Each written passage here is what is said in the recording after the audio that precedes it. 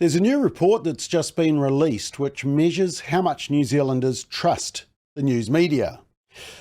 Now, as I said last year when that year's version of the report came out, if this was a report card I was taking home from primary school for my parents to see as an 8 or 9-year-old, I'd probably eat it on the way home so they wouldn't see it. They'd be saying to me, "Bob, have you not learned anything yet? Why do you keep doing this?"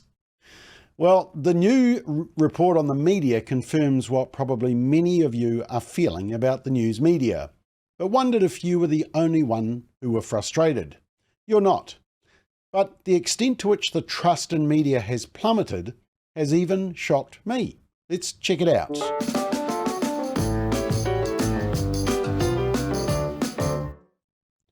So this is the 5th report about trust in news in Aotearoa, New Zealand, produced by the AUT Research Centre for Journalism, Media and Democracy, JMAD, in collaboration with the Reuters Institute for the Study of Journalism. And it's based on a survey of 11 questions, most of which mirror those asked by the Reuters Institute for the Study of Journalism, which is an international survey.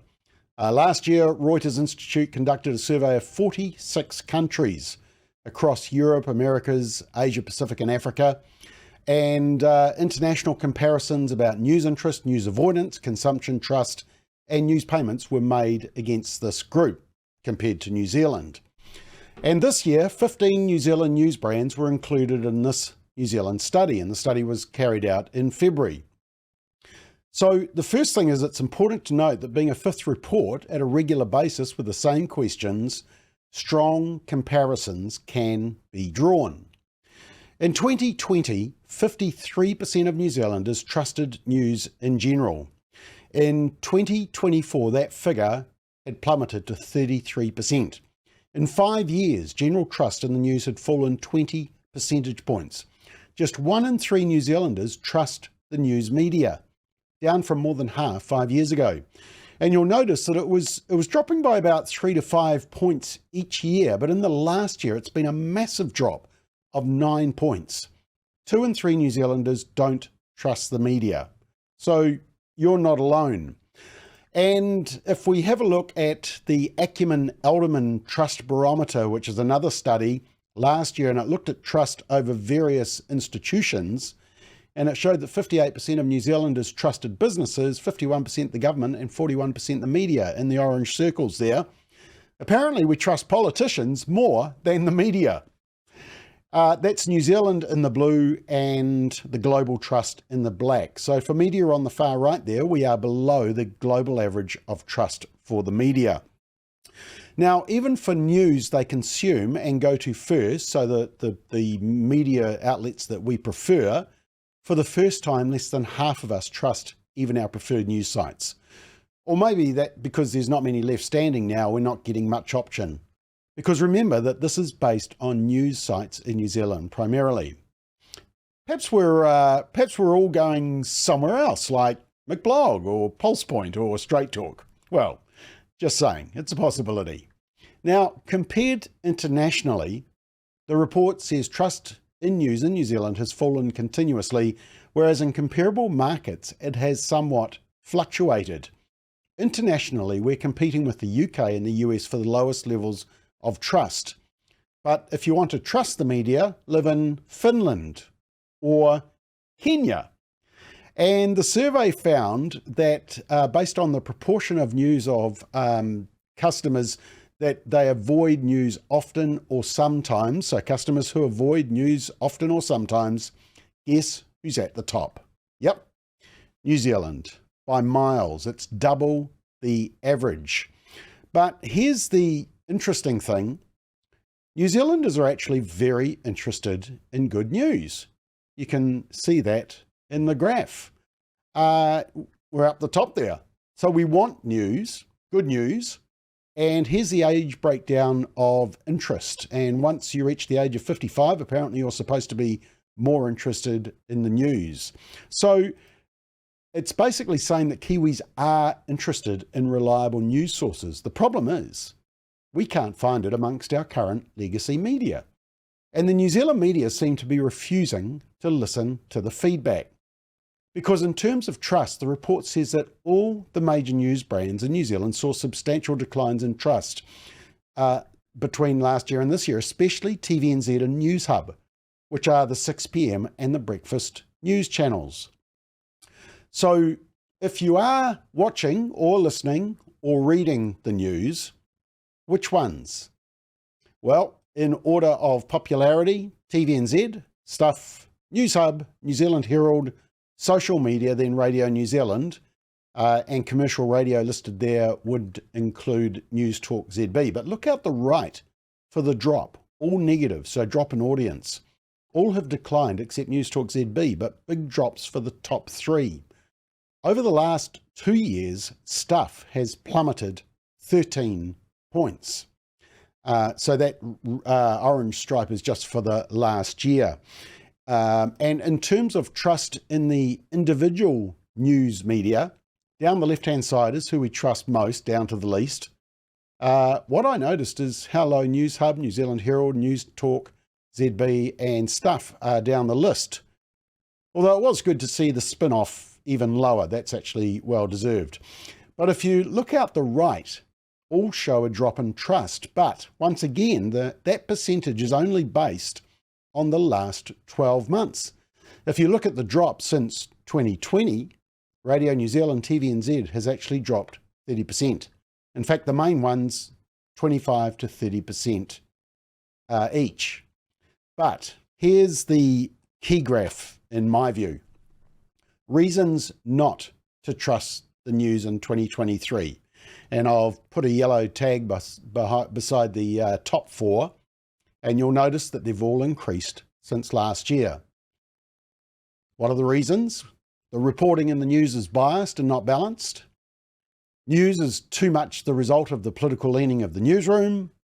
The news is too opinionated and lacks factual information. And there is a lack of transparency in the way the news media operates. And note the 5th one there, 61% say government financial support for the media in New Zealand means you cannot trust journalists to hold the government to account. Now, approximately 84% of respondents were concerned about fake news, 92% were concerned about poor journalism, and poor journalism was defined as making factual mistakes, dumbed down stories, and misleading headlines, clickbait, 92%. And 96% of respondents, in other words, almost all of us, were concerned about stories where facts are spun or twisted to push a particular agenda.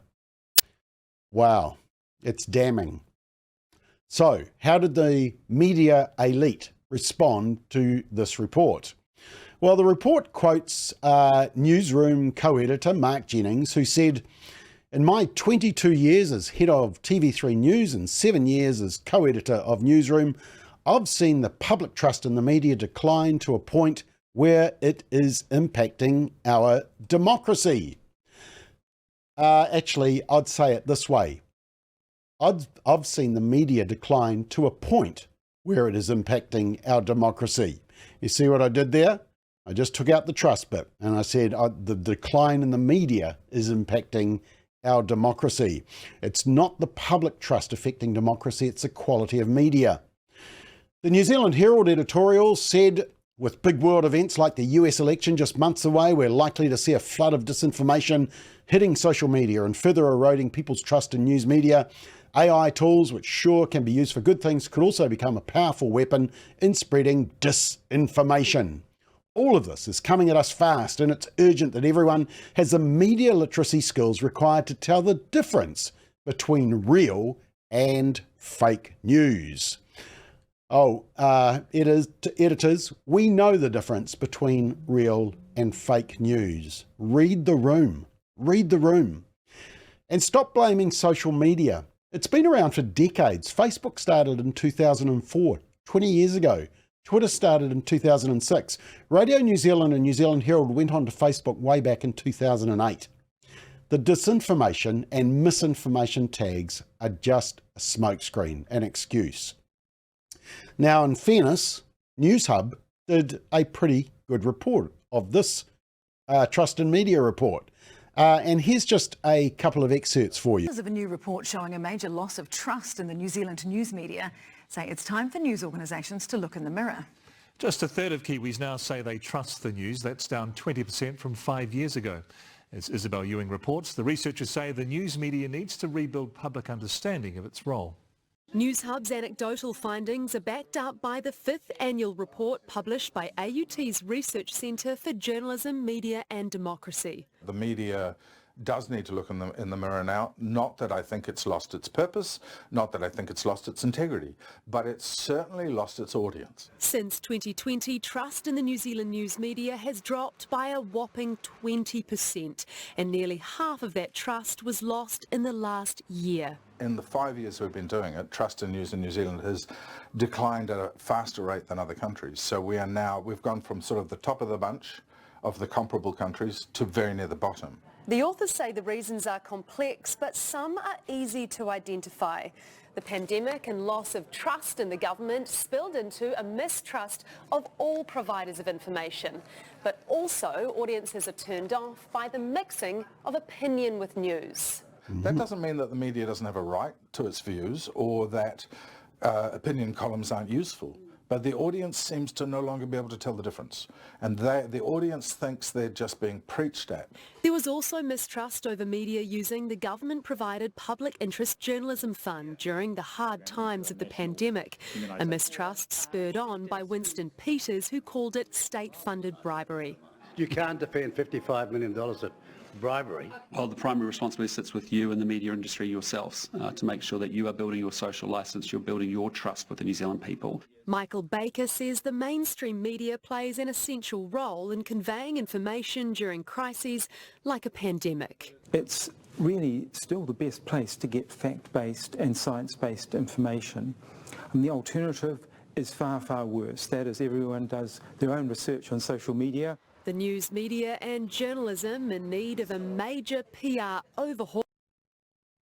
Yeah, I'm not sure it was a good idea interviewing Michael Baker. One, he's not a media commentator, but I think it possibly reinforced some of the concerns around this period of time when we were told via the media that the government was the podium of truth, which wasn't challenged by the media.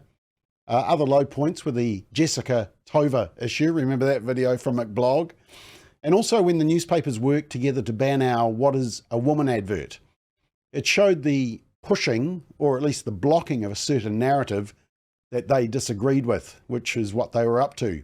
And then the whipping up of the media storm around Posey Parker really racked people up. And they complain about Winston Peters, but it's also Labour MPs who were in government at the time of this declining trust who were expressing concern. This is just a short clip of an interview from December 2022 with Willie Jackson, the then Minister of Broadcasting. Trust is just as important as the reality, is it not? No, sometimes perception is completely wrong. You know? I'm not asking if it's right or wrong, but I'm saying it's just as important. When it comes to an issue of trust, perception is just as important as the reality.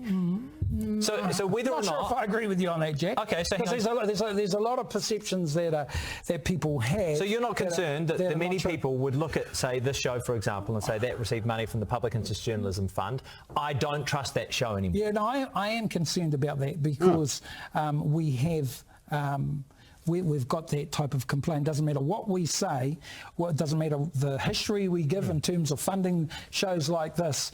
There's one view of this is about Willie Jackson paying off Jack Tame. I get that, I get that, but you're never going to change some of those perceptions. The truth is something different. The truth is, I mean, so you put 50 million in through the Public Interest Journalism Fund. You're going to put 109 million in new funding every year for the new entity. How is that going to improve trust? Well, put it this way, the 50 million in terms of the Public Interest Fund is finishing. We get that. How is putting $109 million a year into a new entity going to improve public trust in the media? Well, it'll improve, so you're coming to the entity now, it'll improve public trust because they will see a better product. Okay, well, we're looking forward to that. Now, One News, as far as I can tell, had no coverage on their 6 p.m. bulletin last night. Happy to be corrected on that, but interesting, I don't think they did. I couldn't find it. But in their online report, they did quote one of the AUT researchers who made this very telling comment. It said, journalism has lost its authority as the main source of news and information. In general, people distrust the information they see and they are increasingly checking their facts themselves. This phenomenon is highly problematic. That was one of the research co-directors. You know, much of this decline is happening because many Kiwis can see for themselves the extreme bias coming from an increasingly woke media and their selective use of information to support certain progressive agendas. Many people also believe the media has mostly become a marketing and PR department for the government, or the last government, and compromised by the government funding. They've definitely changed their tune on that. And you can see that perception in the survey. And the numbers show that it's not just right-wing people turning off because it's left-wing, or left-wing turning off because the media is right-wing. It's both. It's not anti-mandate people or people who didn't want the vaccine or conspiracy theorists or climate change deniers or TERFs or white people. This survey is showing that Kiwis from all sides have had enough. 2 in 3 Kiwis are saying, do better. Instead of reporting the news and presenting the facts, the media has increasingly become activists pushing opinions instead of facts, trying to control the narrative. Even the author of the research paper said this. We've proved that through our analyses of how they've covered the cannabis referendum, the conversion therapy debate, the overturning of Roe v. Wade, and the mandate protest on Parliament grounds. Look, we deserve better. This report should actually be a wake-up call to the media if they want to avoid going bust. But sadly, I suspect it won't be the wake-up call. Their desire to push an agenda outweighs their desire to survive. Individually, there are some fantastic, committed journalists with integrity. But as an industry, it's on its knees. Will it get back up again? I just don't know. And as someone who was involved in the media, it's very sad that we've got to this point.